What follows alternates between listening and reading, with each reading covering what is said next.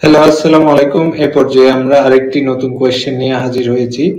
So আমাদের কোয়েশ্চেনটা হলো মাইক্রোসফট এক্সেলে কিভাবে সেলের বর্ডার অথবা সীমানা পরিবর্তন করব। ঠিক আছে,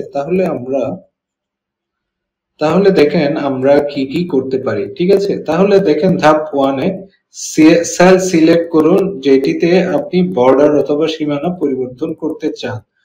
ফর এক্সাম্পল আমি এই সেলটাতে আমি বর্ডার আমি চেঞ্জ করতে চাই, ঠিক আছে, বা পরিবর্তন করতে চাই। তাহলে আমার কি করতে হবে? আমি এখানে ধরেন ফরম্যাট সেলে গেলাম। ওকে, ফরম্যাট সেলে গিয়ে আমাদের কোথায় যেতে হবে? আমাদের বর্ডারে যেতে হবে। বর্ডার, ওকে, এই যে এই বর্ডারে গেলাম। ঠিক আছে, তো বর্ডারে দেখেন এখানে বিভিন্ন স্টাইল আছে, লাইন স্টাইল, প্রিসেটটা কিরকম হবে। ঠিক আছে, তাহলে আবার বর্ডার কোন সাইডে বর্ডার দিতে চাচ্ছেন। ঠিক আছে, ওকে, তাহলে আমি ধরেন আমি চাচ্ছি যে এখানে দেখুন বর্ডার স্টাইল নির্বাচন করুন, যেমন সলিড। তাহলে আমি সলিড যদি দেই, ঠিক আছে, ফর এক্সাম্পল আমি এই এই স্পেসিফিক এই এটা সিলেক্ট করলাম। ওকে, এই স্টাইলটা সিলেক্ট করলাম। তাহলে দেখেন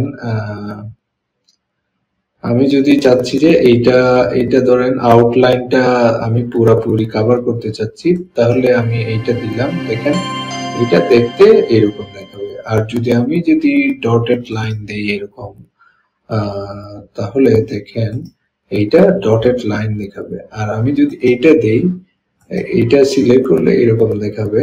আর আমি যদি এটা দেই, যদি এইটা সিলেক্ট করি, আমাকে এরকম দেখাবে। ওকে, এই যে এগুলো সিলেক্ট হয়ে যাচ্ছে। সো আমি এগুলো চাচ্ছি না।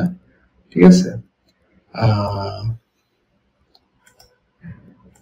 আমি এইটা চাচ্ছি, এই যে এইটা চাচ্ছি না। ওকে, সো সো এখন যদি আমি ওকে করি, তাহলে দেখেন এই যে একটা বর্ডার ক্রিয়েট হয়েছে, অন্য কোনো জায়গায় কিন্তু বর্ডার নেই। ঠিক আছে, তাহলে দেখেন ধরেন সলিড ড্যাশড ডাবল লাইন, যদি এটা চেঞ্জ করে আমি চাচ্ছি যে ডাবল লাইন করব। ওকে, সো আমি চাইলে ডাবল লাইন করতে পারি। ঠিক আছে, এই যে দেখেন এখানে ডাবল লাইন ক্রিয়েট হয়েছে একটা। ওকে, আশা করছি বুঝতে পেরেছেন আসলে কিভাবে একটা সেলের বর্ডার বা সীমানা আমরা পরিবর্তন করতে পারি। সো এগেইন আমরা রাইট ক্লিক করে ফরম্যাট সেলে যেতে হবে। ফরম্যাট সেল থেকে বর্ডারে এখানে লাইনের ডিফারেন্ট স্টাইল আছে, প্রিসেটস গুলো আছে, নান, আউটলাইন, ইনসাইড। ওকে, বর্ডার গুলো আছে। ঠিক আছে, সো এখানে আপনি যেভাবে সিলেক্ট করবেন ওইটা ওইভাবে দেখাবে। ওকে, ধরেন আপনি এইভাবে সিলেক্ট করতে চাচ্ছেন। ওকে, তাহলে দেখেন আমি যদি ওকে দেই, তাহলে এইটা ঠিক এরকম দেখাবে। ওকে, সো আমি চাচ্ছি যে না, আমি রাইট ক্লিক করে ফরম্যাট সেলে আমি চাচ্ছি যে আমি অনলি বাইরের যে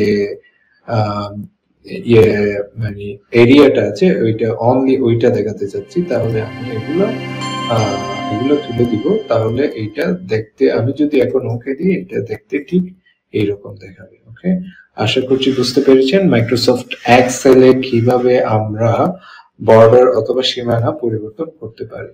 সো কোনো কোয়েশ্চেন থাকলে অবশ্যই জিজ্ঞেস করবেন। নেক্সট আরেকটি কোয়েশ্চেন আপনাদের সাথে দেখা হচ্ছে খুব শীঘ্রই। সে পর্যন্ত ভালো থাকুন। আসসালামু আলাইকুম।